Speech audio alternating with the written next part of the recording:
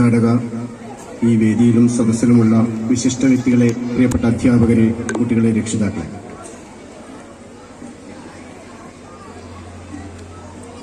ഷബിന്റെ പാട്ട് കേട്ടത് വീൽ ചെയറിലിരുന്ന് ഷബിൻ പാട്ടുപാടുന്നു. ആരായിരിക്കും ഏറ്റവും കൂടുതൽ കൈയടിച്ചിട്ടുണ്ടാവുക?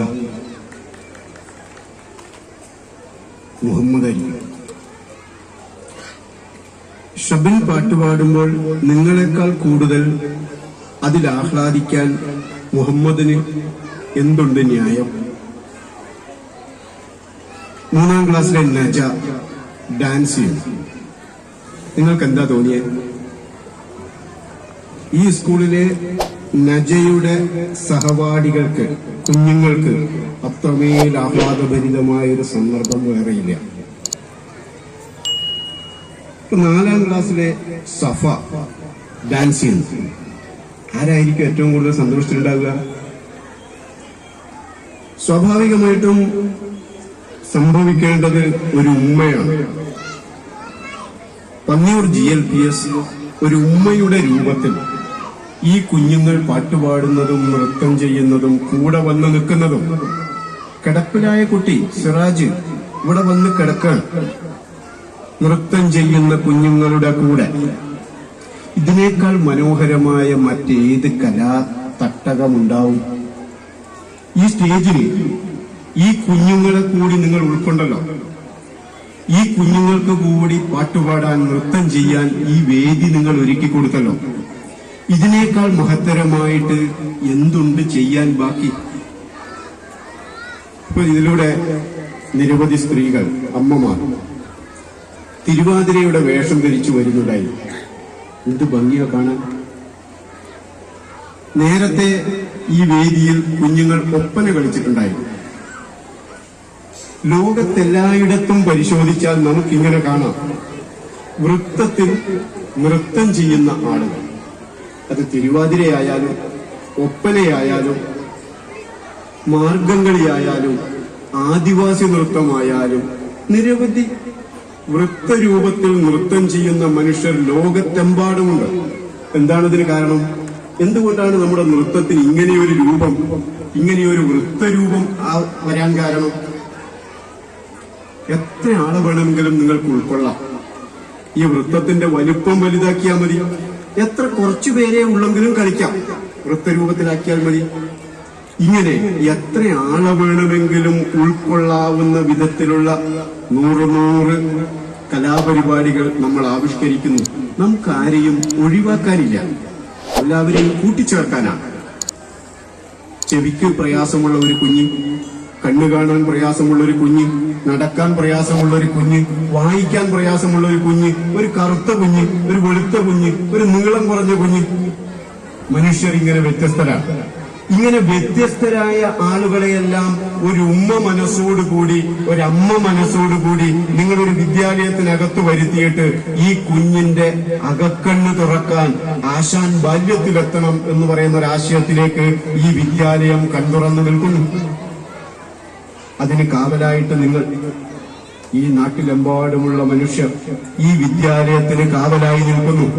നിങ്ങളുടെ കാവലിൽ, നിങ്ങളുടെ തണലിൽ ഇങ്ങനെയൊരു തട്ടകം കെട്ടിയിട്ട് ഈ ഷബ്നാസിനെ പോലെയുള്ള, നജയെ പോലെയുള്ള, നഫയെ പോലെയുള്ള കുഞ്ഞുങ്ങൾ ഇവിടെ നിന്ന് നൃത്തം ചെയ്യുന്നു.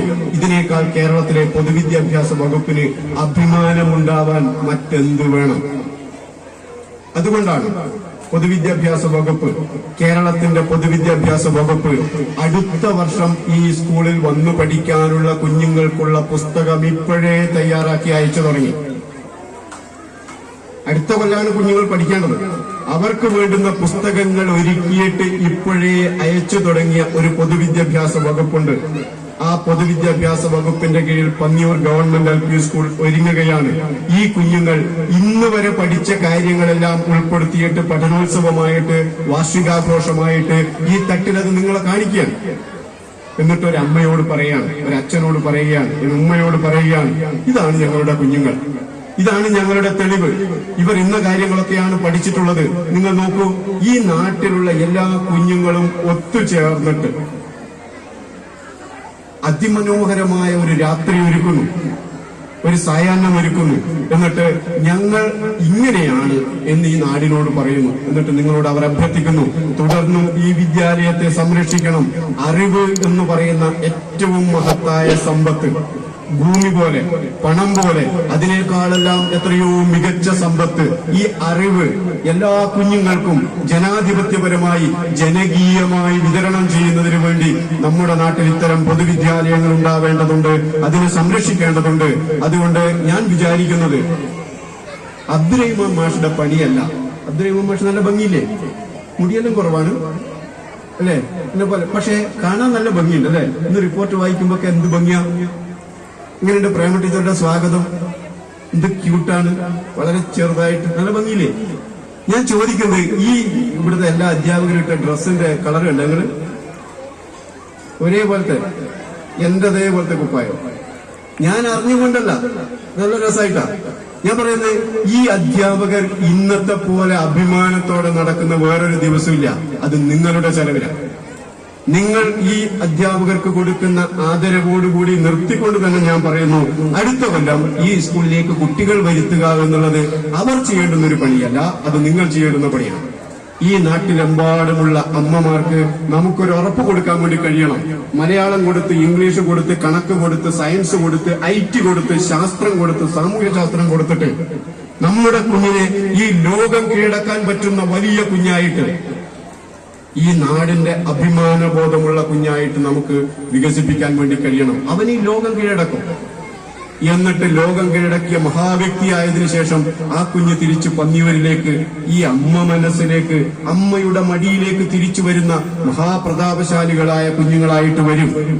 അതിനുവേണ്ടി ആ കുഞ്ഞുങ്ങൾക്ക് വിദ്യാഭ്യാസം കൊടുക്കുന്നതിന്, ഈ വിദ്യാലയത്തെ കുറെ കൂടി മെച്ചപ്പെടുത്തുന്നതിന് വേണ്ടി, ഈ വിദ്യാലയത്തിലുള്ള എല്ലാ കുഞ്ഞുങ്ങളെയും ഒരുപോലെ പരിഗണിക്കുന്നതിന് വേണ്ടി ഏറ്റവും മഹത്തരമായ ഈ വിദ്യാധനം എല്ലാവർക്കും ഒരുപോലെ കൊടുക്കുന്നതിന് വേണ്ടി ഈ സ്ഥാപനത്തെ ഇനിയും നിങ്ങൾ കണ്ണിലെ കൃഷ്ണമണി പോലെ കാത്തു സൂക്ഷിക്കണം എന്നുകൂടി അഭ്യർത്ഥിച്ചുകൊണ്ട് വാർഷികാഘോഷത്തിന് എല്ലാവിധ ആശംസകളും അർപ്പിച്ച് ഞാൻ എന്റെ വാക്കുകൾ നിർത്തുന്നു. അഭിവാദ്യങ്ങൾ.